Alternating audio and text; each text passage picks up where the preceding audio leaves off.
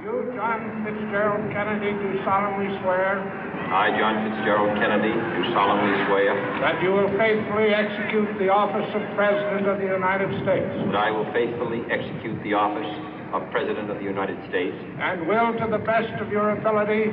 And will, to the best of my ability. Preserve, protect, and defend the Constitution of the United States. Preserve, protect, and defend the Constitution of the United States. So help you God. So help me God.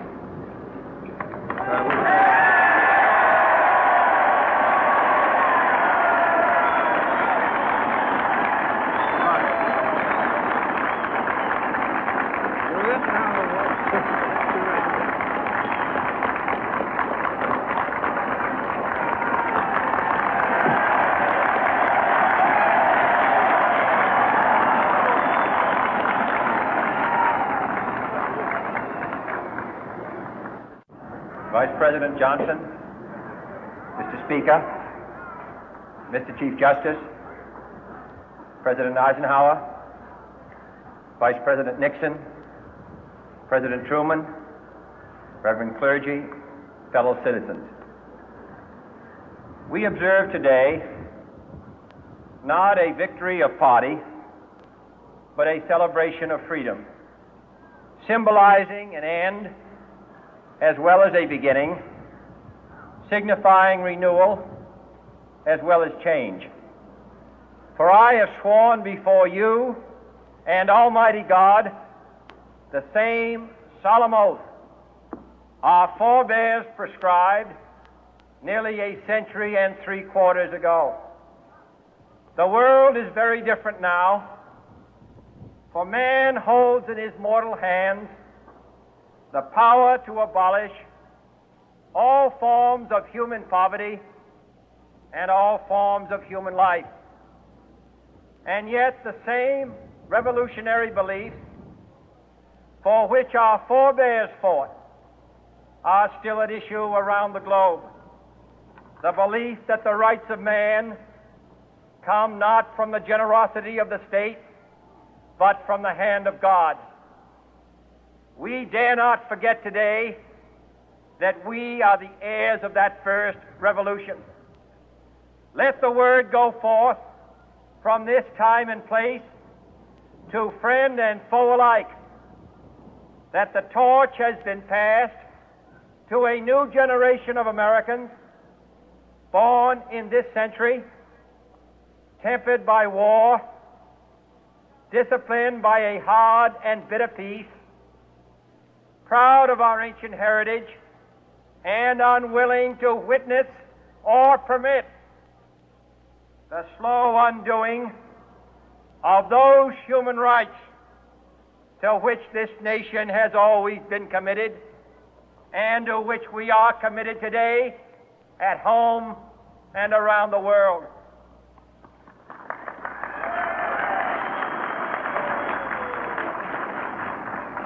Let every nation know, whether it wishes us well or ill, that we shall pay any price, bear any burden, meet any hardship, support any friend, oppose any foe to assure the survival and the success of liberty.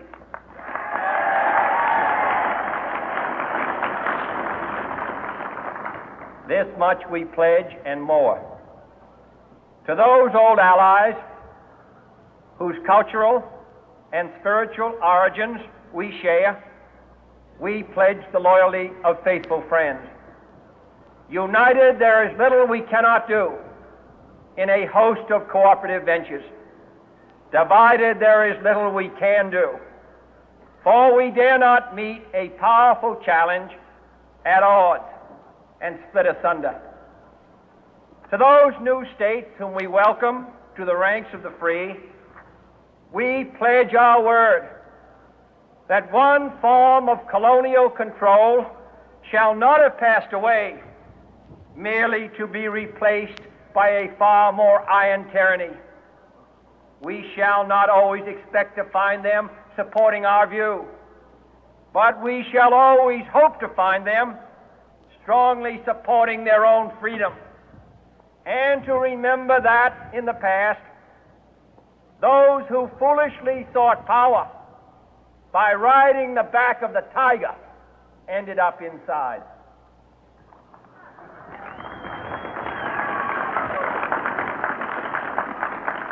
To those people in the huts and villages of half the globe struggling to break the bonds of mass misery, we pledge our best efforts to help them help themselves for whatever period is required, not because the communists may be doing it, not because we seek their votes, but because it is right.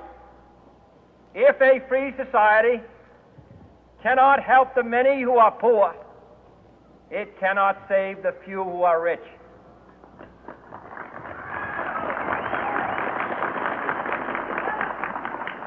To our sister republics south of our border, we offer a special pledge to convert our good words into good deeds, in a new alliance for progress, to assist free men and free governments in casting off the chains of poverty. But this peaceful revolution of hope cannot become the prey of hostile powers. Let all our neighbors know that we shall join with them to oppose aggression or subversion anywhere in the Americas. And let every other power know that this hemisphere intends to remain the master of its own house.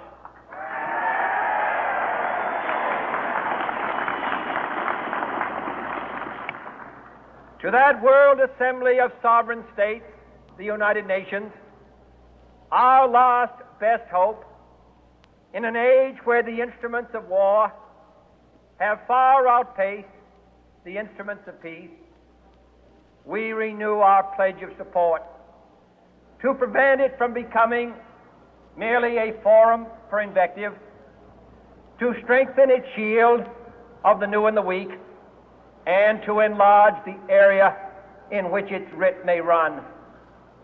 Finally, to those nations who would make themselves our adversary, we offer not a pledge, but a request that both sides begin anew the quest for peace. Before the dark powers of destruction, unleashed by science, engulf all humanity in planned or accidental self-destruction, we dare not tempt them with weakness, for only when our arms are sufficient beyond doubt can we be certain beyond doubt that they will never be employed.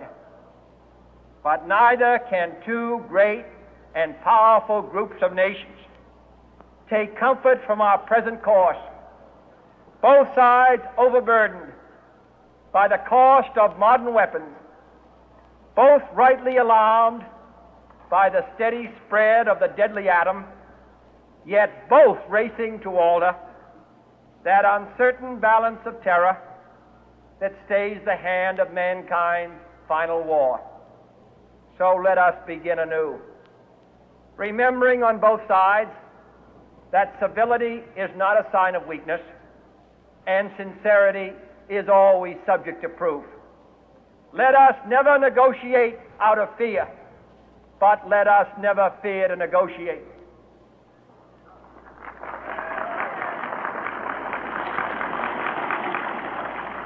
Let both sides explore what problems unite us, instead of belaboring those problems which divide us.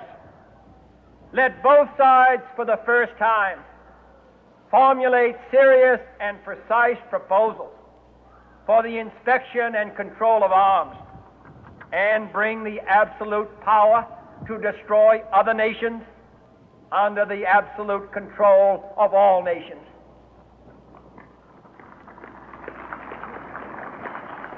Let both sides seek to invoke the wonders of science instead of its terrors.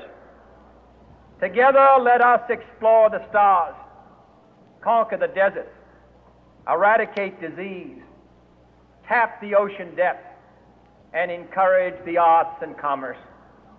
Let both sides unite to heed in all corners of the earth the command of Isaiah to undo the heavy burden and let the oppressed go free.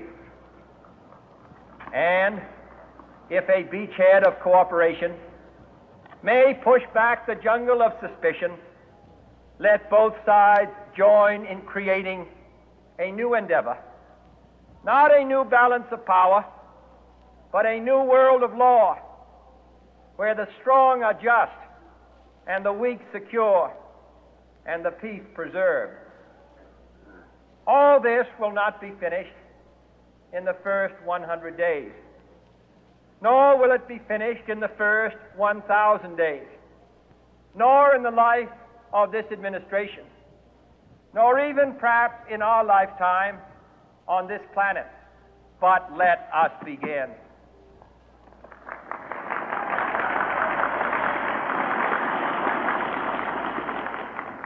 In your hands, my fellow citizens, more than mine, will rest the final success or failure of our course. Since this country was founded, each generation of Americans has been summoned to give testimony to its national loyalty. The graves of young Americans who answered the call to service surround the globe. Now the trumpet summons us again, not as a call to bear arms, though arms we need, not as a call to battle, though in battle we are, but a call to bear the burden of a long twilight struggle, year in and year out, rejoicing in hope, patient in tribulation, a struggle against the common enemies of man, tyranny, poverty, disease, and war itself. Can we forge against these enemies a grand and global alliance, north and south, east and west, that can assure a more fruitful life for all mankind? Will you join in that historic effort?